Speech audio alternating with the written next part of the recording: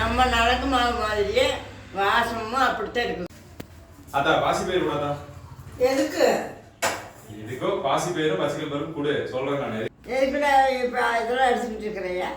அதான் நலங்கு மாவுல பாசி பயிரும் பச்சைக்கிழ பருப்பும் 3ல் 2 பங்கு இது 2 தான். அதனால வந்து இப்போ இதை போட்டு கொடுத்தோம்னு ஏன் கொரியர் இது அப்புறம் வந்து நம்ம அரைக்கிற கூலி அது நிறைய வருது. இப்போ அதனால நம்ம என்ன பண்றோம் அப்படின்னா மூலிகைகளை மட்டும் இந்த பாசி பயிரும் பச்சைக்கிழ பருப்பு இல்லாம மூலிகைகளை மட்டும் தனியா அரைச்சு ஒரு பொடியை கொடுக்க போறோம். வாங்குறவங்க அவங்க வீட்டில் எப்படி பாசி பயிர் பச்சைக்கிழ பருப்பு இருக்குமா அவங்க வந்து அதுலேயே வந்து என்ன பண்ணுவாங்கன்னா கலக்கிப்பாங்க. அதுதான் இப்போ எப்படி பண்ணி நம்ம ஒரு இப்போ ட்ரையல் பார்க்க போகிறோம்.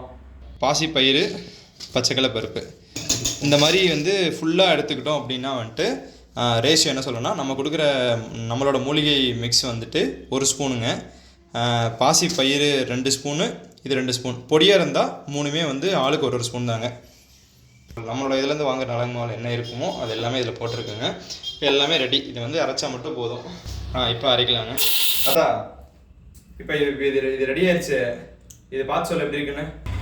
நம்ம நலங்கு மாவு மாதிரியே வாசமும் அப்படித்தான் இருக்குது. என்ன பண்ணிக்கிட்டு இருக்கிறீங்க? ஒரே சத்தமாக இருக்குது.